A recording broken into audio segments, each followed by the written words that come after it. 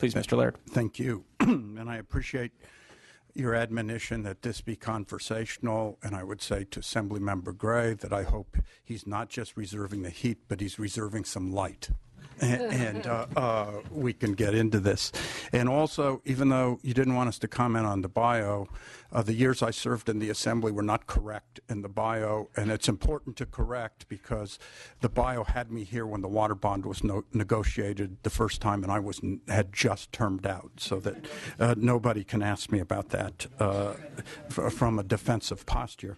I'd like to give a brief overview, and I know that some of the others are going to fill in the details more, because the water bond really was framed by the Water Action Plan that was issued just over a year ago by the Secretaries of EPA, Agriculture, and Resources. And that Water Action Plan really said we needed an all-of-the-above water policy in California to move us ahead in every way. And last year was an amazing year. Obviously, with the drought in the background, the drought bill that was asked about that the legislature approved last February filled in a piece of the Water Action Plan. The operations that were negotiated between the state and the federal agencies for how to operate the system after the driest 3 years in recorded history in California was more flexible than ever before within the law, consistent with the Water Action Plan. The groundwater bill that the legislature approved was really consistent with the Water Action Plan. And the bond used the Water Action Plan as a framework for filling in the different pieces so that by the time we were done, we have a broad-based plan to move ahead on water in California.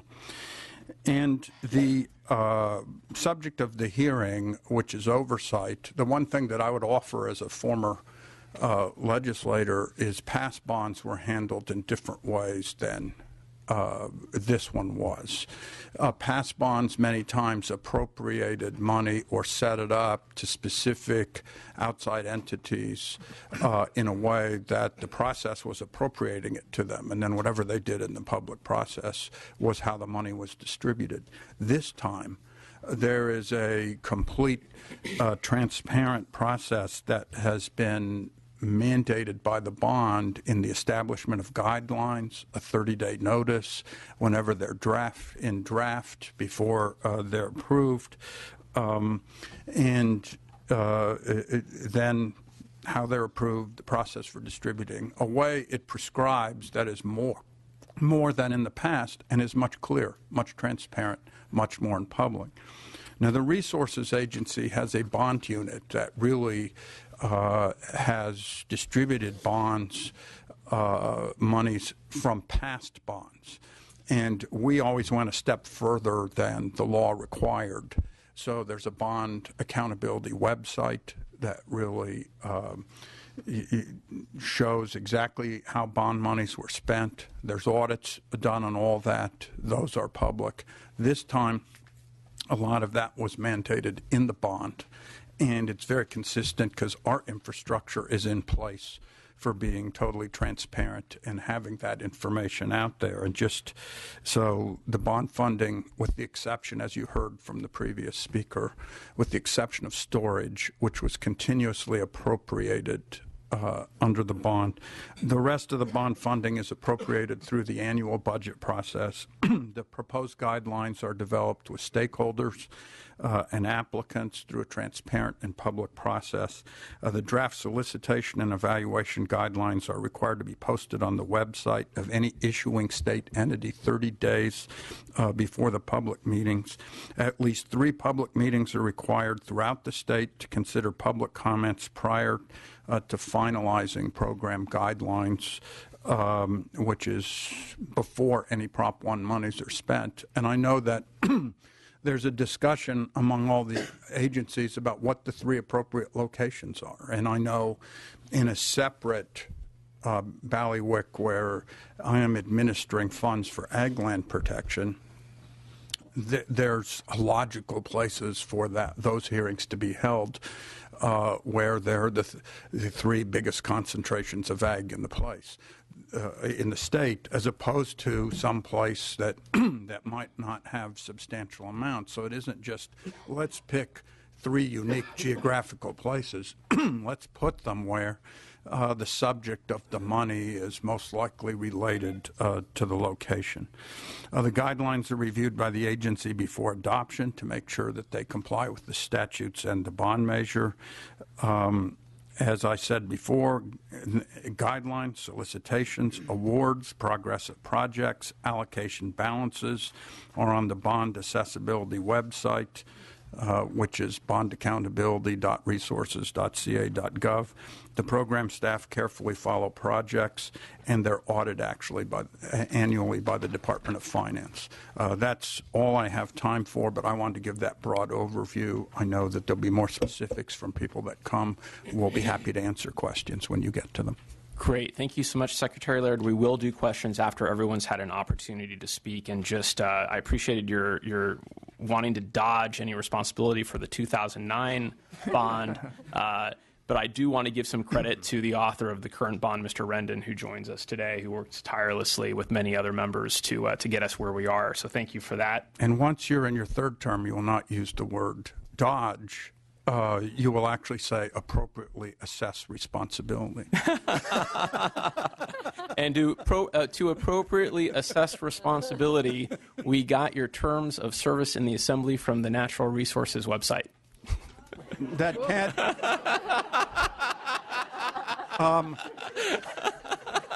That's not true. My bio is not true, but we will Properly assess responsibility some other time. At a future time. And when we properly assess responsibility, we will all own up to where it is. That's great. Director Cowan, please. Good morning. I'm Mark Callan, Director of the California Department of Water Resources, and I'll try to be brief so we can get on with the heat and light show, which I'm looking forward to.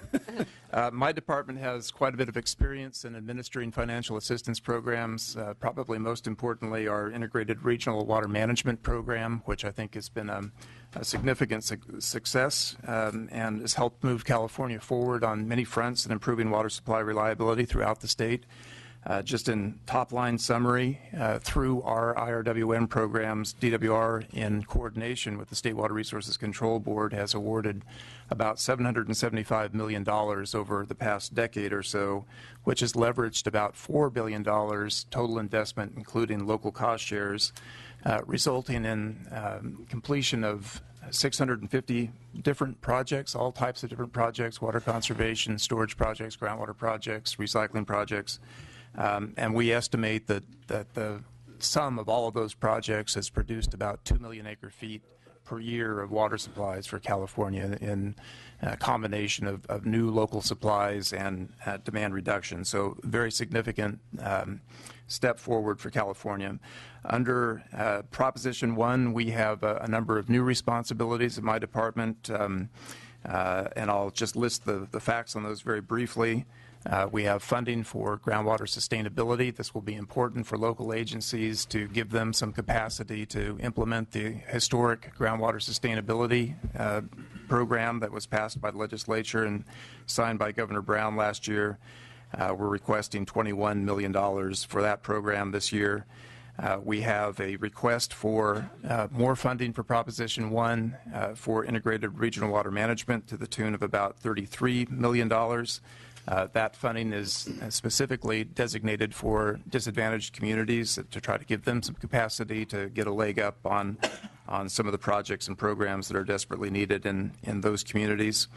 An agricultural water use efficiency and conservation program requesting about $12.6 million. A urban water use efficiency conservation program requesting about $10 million, and a desalination grant program requesting $5.5 million. As Secretary Laird pointed out, each of these processes will go through the usual administration with development of guidelines, finalizing those guidelines, accepting solicitations, reviewing proposals, and making awards. I think that we have provided the committee with our draft schedules for each of these programs. So I won't get into that detail right now. I will acknowledge that I think all of you will find those schedules too long. We need to try to optimize as best we can and get this money out working as quickly as we can. And I would submit to you that acceleration and accountability aren't incompatible, but they're not necessarily best friends either. So as we work through the process and develop guidelines and work closely with communities, it's several limiting factors here, including, of course, our own staff capacity, which I'll whine about in future budget subcommittee hearings. But also to be considered, of course, is the capacity of local agencies to develop good proposals, to develop the local cost share financing that will be necessary for them to be competitive. So putting these funds out in a more deliberate schedule than folks would often request that we consider adds to our ability to be accountable. Thank you. Thank you, Mr. Cowan. Director Bonham. Thank you, Chair, members. My name is Chuck Bonham. I'm the Director of the California Department of Fish and Wildlife. I'd like to do 4 things today. I'd like to introduce myself to those of you that I have not worked with yet on the committee. Second, I'd like to describe the department's role in the Water Action Plan. Third, I'd like to describe where we're prominently featured in Proposition 1. And I'd like to end with a description of our progress on our timelines relative to Prop 1. So within the Water Action Plan, our department is mentioned throughout the document. I think it's about a 20-page document. And we're principally featured in what's called Action 4, which is the action to protect and restore important ecosystems around the state. Those are pages 9 through 12 of the Water Action Plan. It's a thrilling read. I encourage you to take a look at it if you haven't yet, or those who are watching online.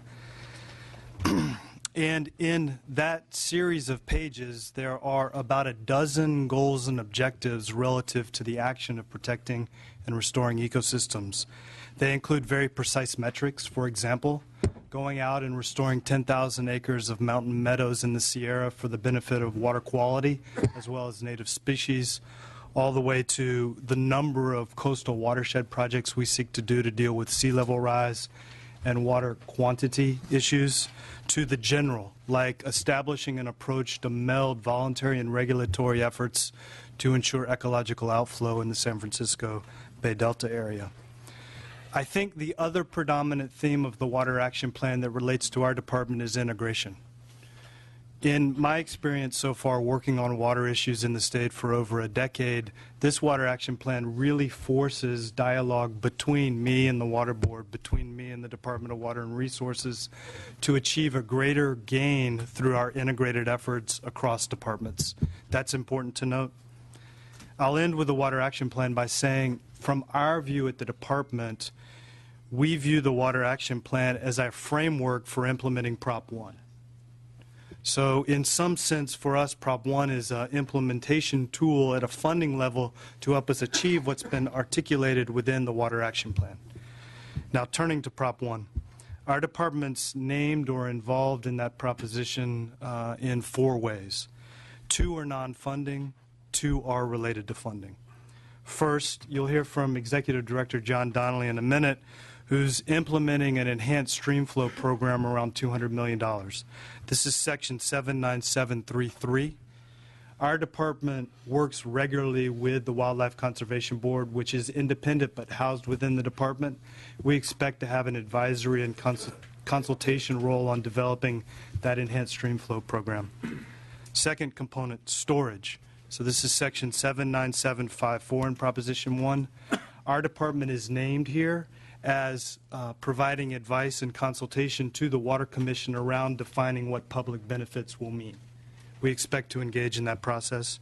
Here are the 2 funding elements in which we're involved in Prop 1, which I would encourage you to note are different than staff have described in the handout you received.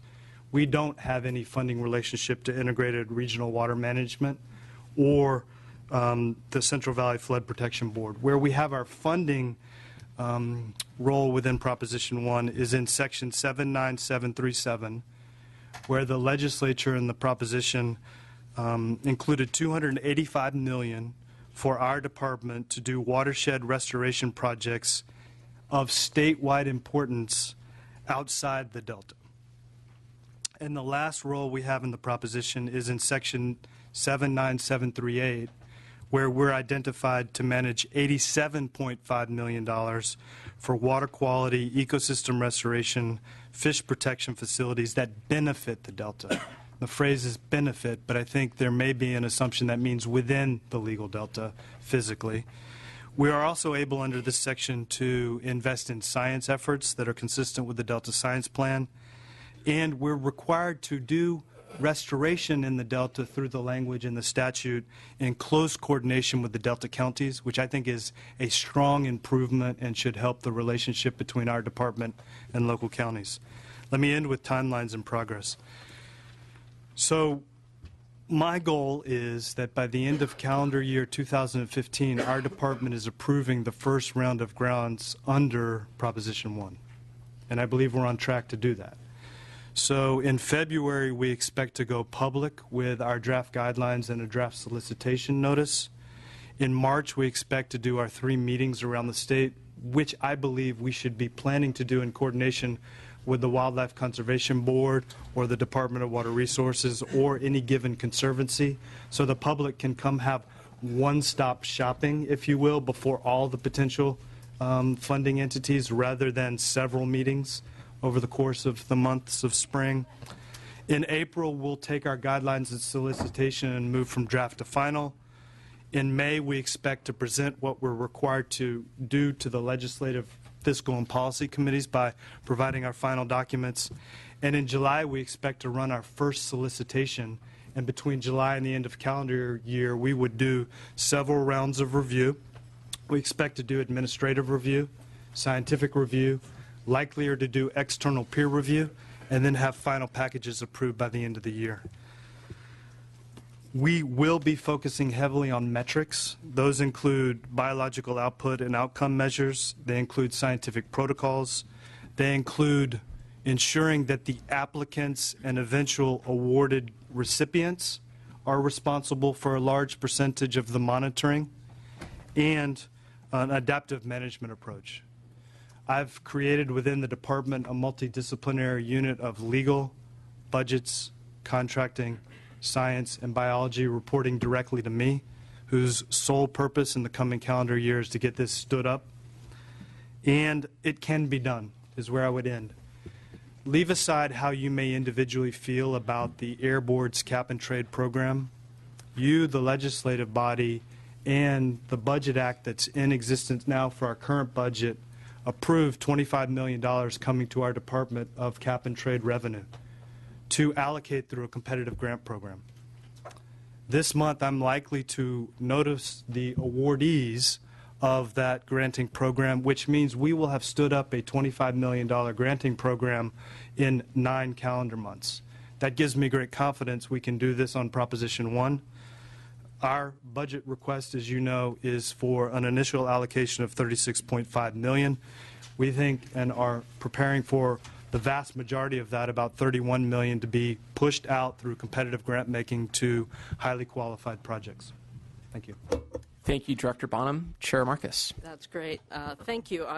Felicia Marcus, Chair of the State Water Resources Control Board.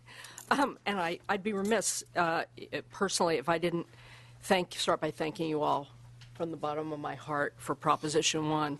We are going to be able to help a lot of people in ways we have not had the tools to do so before. A lot of people in the real world and real problems that we're going to see solved, or at least made more bearable for communities across the state. So we have the possibility of doing some transformative work for a lot of people, so we're very excited about that. We have responsibility for allocating Proposition 1 dollars in 5 areas. $260 million for safe and affordable drinking water projects targeted at small disadvantaged communities, $260 million for wastewater treatment projects targeted at small disadvantaged communities, $625 million out of the total $725 million of Prop 1 for recycled water projects, with the remaining 100 going to the Department of Water Resources for desal, $200 million for multi-benefit stormwater projects, and then $800 out of the total $900 to prevent or clean up contaminated groundwater, which the $100 million for managing groundwater basins going to DWR. They're critical to furthering the actions in the clean water, or in the Water Action Plan, and I think Director Bonham explained that well, as has Secretary Laird. For fiscal year 15 and 16, the governor's budget proposes that we're going to have funding for the drinking water projects, wastewater project, and recycled water programs. Our plan for those is to actually use our existing guidelines, criteria, and existing programs, because we have been giving out, and especially in our loan funding programs, have a very robust system for getting money out to people and projects on the ground. We're going to combine our drinking water, wastewater, and recycled water program dollars, because that's going to allow us to expedite the funding for these types of projects, and we'll be releasing the draft guidelines in March sometime, and plan to have them approved by the full board before being available on July 1st. For the stormwater and the groundwater cleanup funding programs, we're going to need more time to work with the stakeholders to develop the program guidelines and criteria. And as a result, the governor's budget proposes some additional staffing for these programs for FY 15-16, with the intent that we would be able to allocate that funding in the next fiscal year. Just a note on this, a groundwater program such as that envisioned in Prop 1 hasn't been done before at the state level. Having had a lot of experience in the Superfund program, as well as working with the state during the 90s and now again in this role, some cleanups could take all the money, one project, and not even be close to done. So we really want to figure out how to select cleanups and protection projects that are going to be able to have make a significant difference and produce usable water somewhere. And happily, there will be a lot of those, but I think it bears thinking about, and we look forward to people's thoughts on that. As I said, a big change or an improvement in how we're going to run the 3 programs this year is we're going to have a single application, so that people don't have to do separate applications for their water needs. If they have all 3, they can give us a single application. We're going to pair the funding with our existing low-interest state revolving fund programs, which are very robust and which we can augment as we need to with our AAA bond rating, and we're going to offer it in loan grant combinations. We're proposing that the amount of grant be based on means testing. That means comparing how much residents pay for water and wastewater services as compared to the median household income for the community. So it means that folks can expect to not just get a grant, but to also get loans and to get planning assistance, whatever they need, because we want to make sure the entire project gets appropriate funding and actually can be completed, versus getting grant funding that's going to sit on a shelf somewhere because the rest of the project can't be completed. We also want to leverage the money in Proposition 1 to improve water across California in many ways as far as possible. Applicants can apply now. People are familiar with our staffing. They tend to be very helpful. And of course, we have the provisions on accountability that have already been mentioned that are in the bond, but also by our very nature and our makeup, meaning we're a board that follows open meeting rules and does frequent workshops and meetings on these things, we have a ready-made transparency opportunity in front of us in addition to with you all, and that bodes well for and helps increase our accountability since we do the work out in public.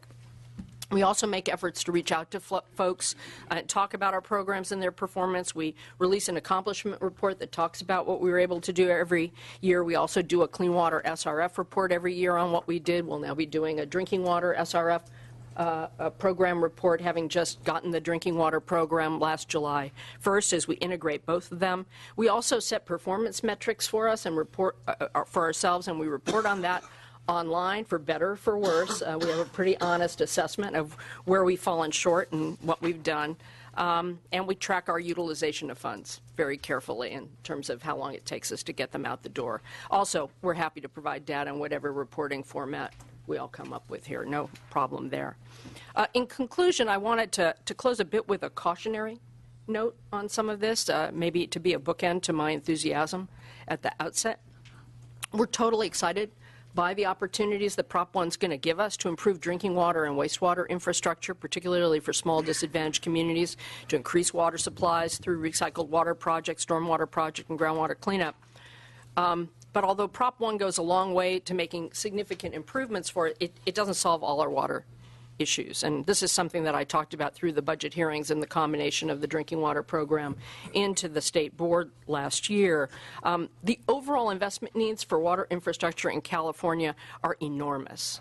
So the challenge for us is going to be, how do we leverage these bond funds to get the most done with each dollar? We still have a huge affordability issue for small disadvantaged communities when it comes to dealing with operation and maintenance, and we're going to need some kind of new funding source if we want to tackle that issue, and we'll be back to you. It's in the Budget A pages, but it's a conversation that we've been having with a lot of you to figure out how to get the tools we really need, not just to regulate water systems, not just to help the water systems that have the capacity to ask for money, but to actually figure out what we as a society in California are going to do to implement the human right to water, and that's going to require some decisions from the legislature. The lack of technical, managerial, or financial capacity is going to limit our capacity to give grant funds to some communities, because we can give grant funds, we can't give loans to folks who can't pay it back. As you notice, there are priorities for regional not necessarily consolidation projects, but projects from a regional standpoint that should help get some managerial, technical, and financial capacity from larger, more robust systems to help smaller communities as an incentive. And we're looking, as you'll see in our grant guidelines, to incentivize that further, again, trying to figure out how we can do the most good with the tools we have. So we look forward to hearing the public comments today, certainly, as well as your thoughts and suggestions, so that we can integrate those into our draft guidelines before they go out the door in the next month or so. Look forward to working with you. Thank you, Ms. Marcus. Mr. Donnelly. Great. Thank you. Good morning, Mr. Chair, members. My name is John Donnelly. I'm the Executive Director of the Wildlife Conservation Board. And we were fortunate to be having a key role in the water bond going forward. The water bond provides $200 million to the Wildlife Conservation Board for projects that result in enhanced stream flows. Investments by WCB will be made through a competitive grant process in coordination with the California Department of Fish and Wildlife, State Water Resources Control Board, Department of Water Resources, and other departments and organizations within the Resources Agency and elsewhere. This will be done with the goal of securing and protecting enhanced water flows and priority stream systems statewide to achieve a number of conservation objectives outlined in the Water Action Plan. These may include, but they will not be limited to, restoring Central Valley tributary salmonid habitat, restoring coastal watersheds, restoration efforts in the Klamath Basin, restoring key mountain meadow habitat, and providing water and wetlands for riparian areas. Strategies that we're looking at for enhancing stream flows will vary depending on local conditions and needs. Water efficiency projects, conjunctive use, off-stream storage, groundwater storage banks, and water transactions such as the purchase of water rights, lease, or seasonal exchange are just some of the ideas that we're contemplating. For example, investments in the Klamath Basin could build on water transaction work previously implemented in the Scott and Shasta subbasins. In coastal California, changing seasonal water diversions by temporarily storing water in off-channel ponds or tanks could improve much-needed summer and fall flows for salmonids. In the Sierra Nevada, restoration projects could improve seasonal base flows, while in desert streams of Southern California, improved groundwater management could be critical to improving habitat for birds and fish. However, in all instances, there must be a clear identification of priority stream reaches and amounts of timing, duration, and quality of water necessary to derive effective ecological outcomes. In addition, the appropriate monitoring plans and measurement will be critical in establishing appropriate flow targets and protecting restored water for intended conservation outcomes and successes over time.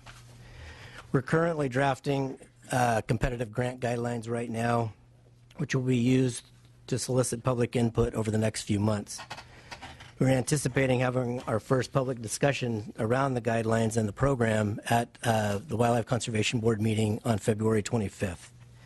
Subsequently, we'll be joining with the Department of Fish and Wildlife, potentially other conservancies, potentially the Department of Water Resources or others, to hold public meetings around the state in North, Central, and Southern California during the months of March and April.